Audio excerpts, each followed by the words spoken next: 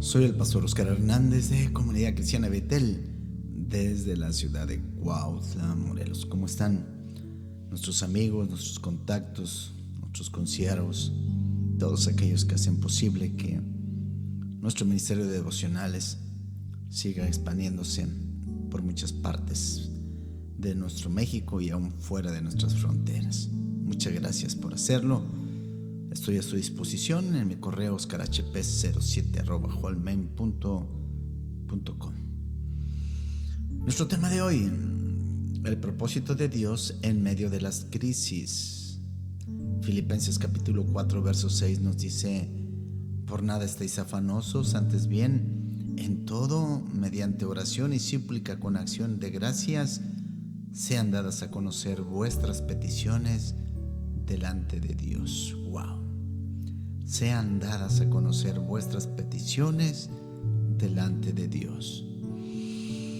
En toda la creación del Eterno podemos encontrar propósitos claros que deben de cumplirse. Sí, hay cosas que no podemos comprender o explicar, sino simplemente aceptarlas dentro de la soberanía de nuestro Dios. No se trata de cuestionar o de ir en contra de su soberanía. Jamás podríamos hacerlo como seres humanos. Él sabe perfectamente lo que necesita la humanidad y también toda su creación para que se cumpla su propósito en nosotros.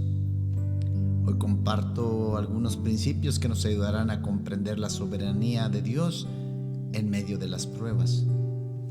En primer lugar, deben cumplirse sus propósitos. Dios usó, por ejemplo, plagas para liberar al pueblo de Israel que estaba cautivo por los egipcios, según Éxodo capítulo 9 del verso 8 al verso 11. Dios también utilizó plagas durante la tribulación para hacer que los que rechazaban a Dios se tornaran hacia Él. La manera tan rápida con la que se contagia el coronavirus puede ser un adelanto de cómo Dios busca cumplir su propósito en medio del mundo. A través de la muerte y resurrección, créame, de nuestro Señor Jesucristo encontramos dirección, perdón y vida para nuestras vidas. Lo segundo que encontramos en la soberanía de Dios para comprenderla mejor es que nos enseña obediencia. Moisés proclamó a los israelitas las bendiciones de seguir a Jehová, así como las consecuencias de olvidar y rechazar sus mandamientos y enseñanzas. En Deuteronomio capítulo 28, Moisés promete hijos, riquezas, comida y seguridad, pero igual le dice a los israelitas que si se niegan a obedecer a Dios, entonces serán maldecidos.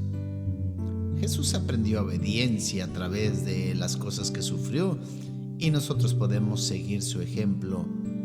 Hebreos 5:8 nos dice: y aunque era hijo, aprendió obediencia por lo que padeció. Impresionante, ¿cierto? Lo tercero que podemos aprender es que toda crisis puede oponerse al orgullo. Dios llamó a David un hombre conforme a su propio corazón.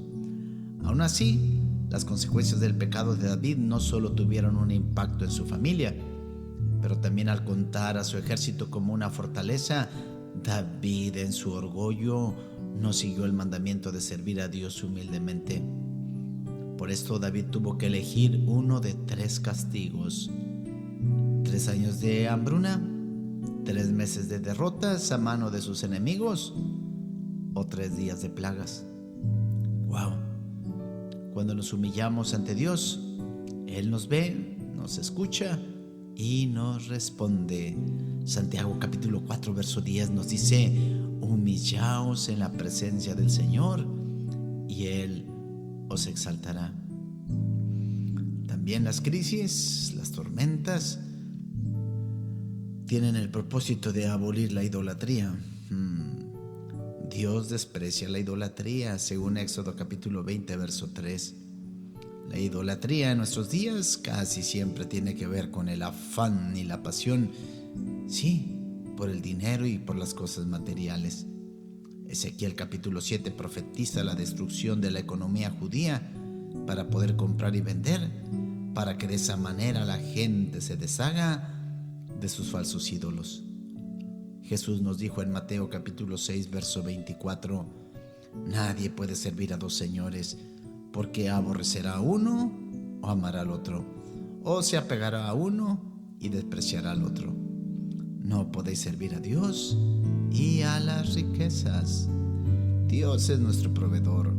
Jesús dijo que si Dios viste a los lirios del campo y da de comer a las aves, ¿qué mucho más Dios cuidará de sus hijos?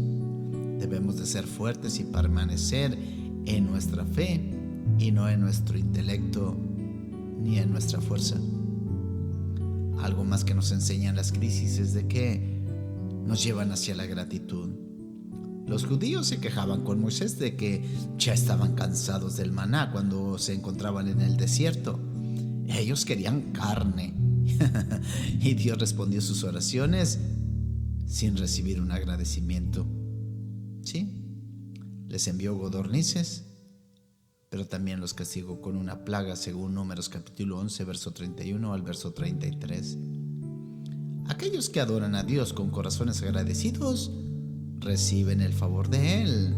Salmo 103, verso 2 y verso 3 es uno de mis textos favoritos, que dice: bendice alma mía al Señor y no olvides ninguno de sus beneficios. Él es el que perdona todas tus iniquidades, el que sana todas tus enfermedades.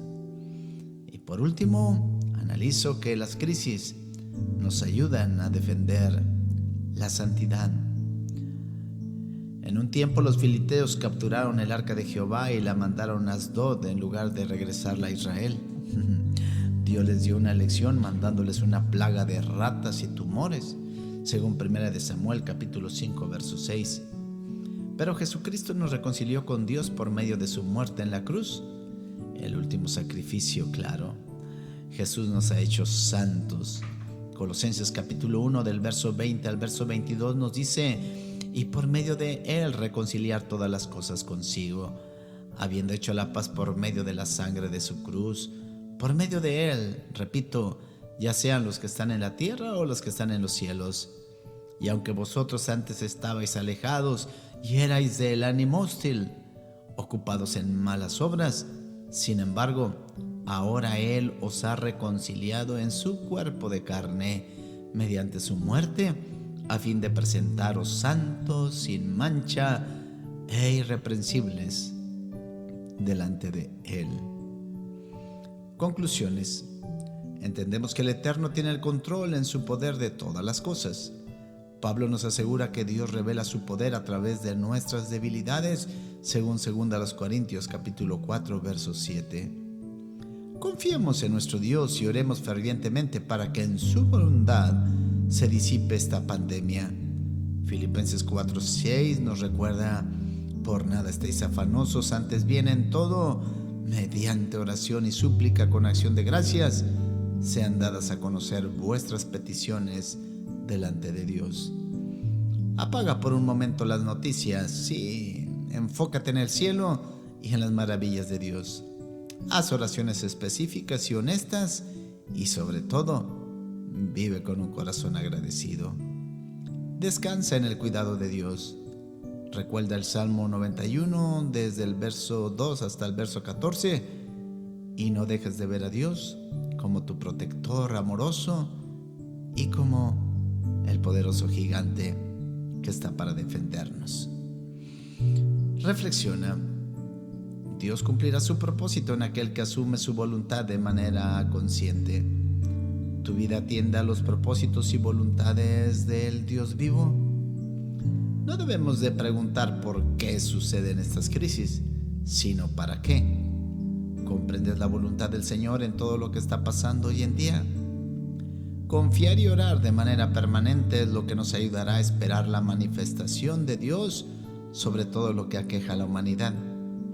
¿Estás comprometido con ese deber como alguien que conoce la voluntad del Eterno?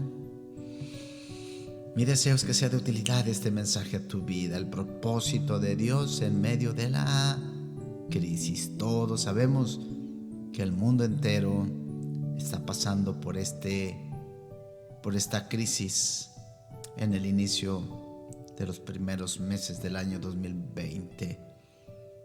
No preguntemos por qué, como lo he dicho. Hay que preguntar para qué. Hay que disciplinarnos para poder cumplir el propósito. Mayor obediencia, menos orgullo, aboliendo la idolatría del afán, de las riquezas, de querer tener más cosas materiales, enseñándonos a ser agradecidos y siempre respetar la santidad de nuestro Dios. ¡Ánimo! Todos orando, sabremos que pronto Dios ha soplado sobre la tierra y ha disipado toda esta tormenta de crisis que está viviendo el mundo. No perdamos la fe y actuemos con valor y sigamos cuidándonos con las instrucciones que recibimos a diario de parte de nuestras autoridades. Deseo lo mejor para ti, para tu familia, y si Dios nos concede vida mañana, espero volverte a encontrar para escucharnos en un devocional más bajo la unción del Espíritu Santo. Hasta pronto.